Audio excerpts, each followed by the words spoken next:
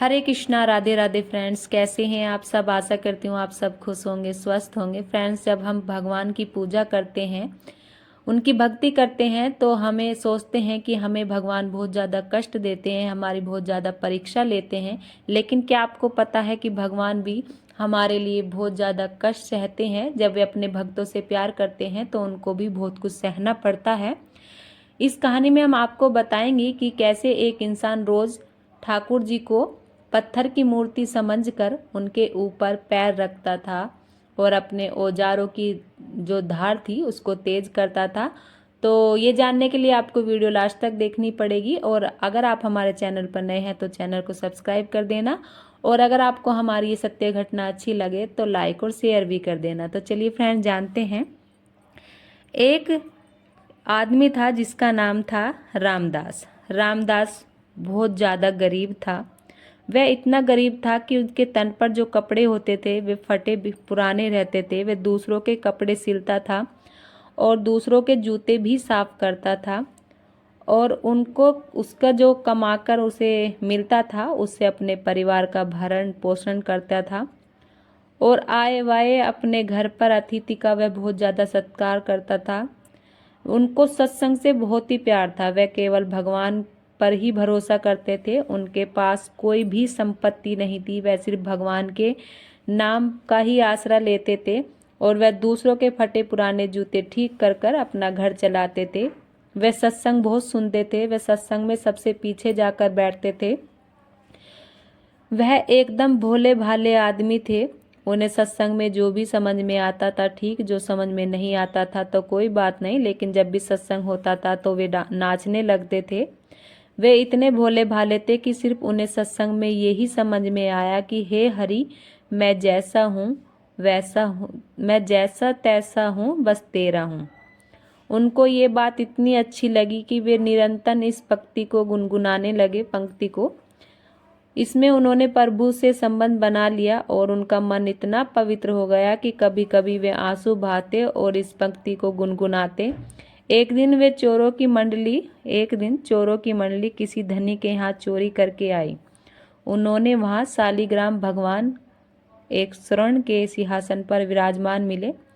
सिंहासन तो उन्होंने बेच दिया क्योंकि वो सोने का था, और सोचा कि ये जो काला पत्थर है ये हमारे किस काम का आएगा। उन्होंने देखा कि रामदास जी एक पत्थर पर अपने औजार की धार तेज कर रहे हैं।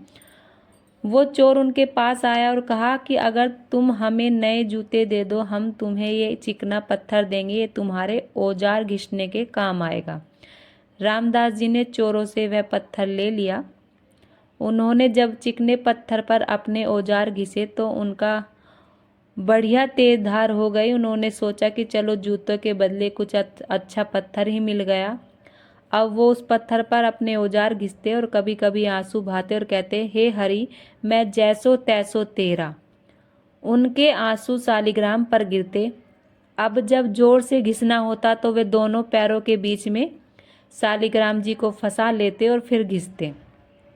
शालिग्राम जी को अपने पैरों के बीच में पकड़कर उनको बड़ा आनंद मिलता था। भगवान बड़े लीला बिहारी हैं। उन्हें इससे कोई फर्क नहीं पड़ता था कि उनके साथ क्या हो रहा है। एक दिन कोई पंडित जी अपने पादुका ठीक कराने आए।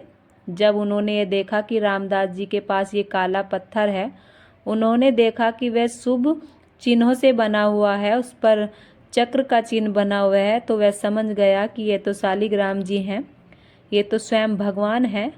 उस पंडित ने कहा कि तुम्हारी तो बुद्धि मारी गई है, तुम क्या कर रहे हो? रामदास जी ने कहा, आपने कुछ कहा, मैं तो सिर्फ अपने औजारों की धार बढ़ा रहा हूँ।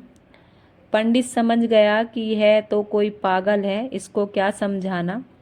पंडित इसको बोला ये भी कि नहीं तुम पता इस कि ये तो पत्थर की स्वयं क्या भगवान कीमत है। लेना चाहते हो? जो भी तुम इसकी कीमत मांगोगे मैं वह तुम्हें दे दूंगा। रामदास बोला कि मुझे इसकी कीमत नहीं चाहिए, अगर आप ले जाना चाहते हैं तो ऐसे ही ले जाएं। पंडित मन मन में खुश हुआ कि कितना मूर्ख है, भगवान के साथ ऐसा करता है, और अब मैं भगवान को अपने घर ले जाऊंगा और इनकी सेवा करूंगा। वे शालिग्राम को अपने घर लाए, उनका दूध से अभिषेक किया, उन्होंने मंत्रों से उनकी पूजा पाठ की, उनको सोने के सिंहासन पर बिठाया और उनकी खूब भक्ति की, खूब अच्छे अच्छे पकवानों का भोग लगाया। 1-2 दिन बाद शालिग्राम जी, ठाकुर जी हमारे उस पंडित के सपने में आते हैं और बोलते हैं कि मुझे तू जहाँ से लाया है वहीं पर छोड़ आ। मेरा तेरे घर में मन नहीं लगता है, मुझे तेरा भोग अच्छा नहीं लगता है, मुझे तेरी सेवा अच्छी नहीं लगती है। पंडित ने बोला कि हे भगवान, आप तो उसके चरणों में पड़े रहते थे और आप बोल रहे हो कि आपको उसकी सेवा अच्छी लगती है। मैं इतनी सेवा करता हूँ, आपको मेरी सेवा अच्छी क्यों नहीं लगती? भगवान बोले, क्योंकि तेरे मन में छल कपट भरा हुआ है और उसका मन बिल्कुल साफ था, तो तू मुझे वहां पर ही छोड़ के आ जहां पर से तू मुझे लाया था, रामदास जी के पास ही।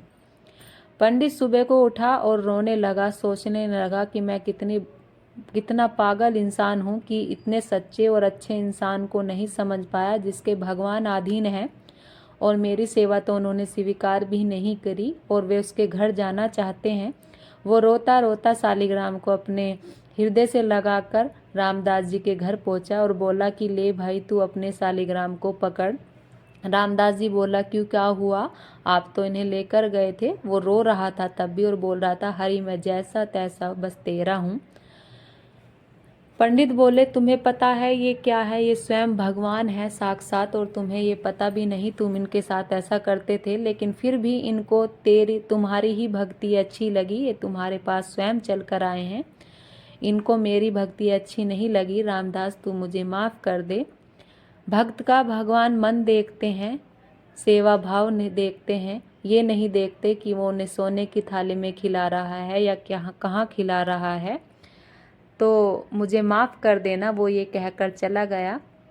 रामदास सोचता रहा कि ये भगवान है और मैं इनके साथ क्या करता रहा। तो वो रोता रोता माफ़ी मांगने लगा कि हे भगवान, मुझे माफ़ कर दो, मैंने तो घोर पाप कर दिया है। मैं आपको चरणों में रखता था, आप पर औजार घिसता था, मुझे माफ़ कर दो। और वो दिन रात उनकी भक्ति करने लगा और उसने काम पर भी उसका मन नहीं लगा। उसने सारे काम छोड़कर सिर्फ भक्ति करने लगा और वे ये सोचने लगा कि पंडित तो बोल के गए हैं कि ये भगवान है और मुझे तो ये भी नहीं पता भगवान कैसे होते हैं।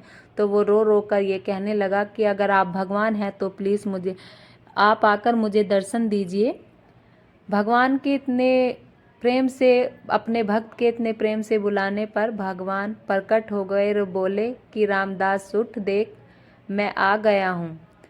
रामदास देखते ही बोला, हरि मैं जैसो तैसो बस तेरा हूँ। तो ठाकुर जी मुस्कुराने लगे और बोले कि इसी बात पर तो मैं तेरे रिझ गया, क्योंकि तेरा मन इतना साफ और निर्मल है कि मैं सिर्फ तेरा हो गया और तू मेरा हो गया। तो आपने देखा भक्तों कि भगवान ये नहीं देखते कि कोई उन्हें सोने की थाली में खिला रहा है या कैसे रख रहा है। वे सिर्फ ये देखते हैं कि इंसान का मन कैसा है, साफ है, निर्मल है। तो वे उस पर रीझ जाते हैं, चाहे वे उसके साथ कुछ भी कर रहे हों। तो अगर आपको भक्त और भगवान की कहानी अच्छी लगी हो तो प्लीज़ कमेंट में राधे राधे ज़रूर लिखना। राधे।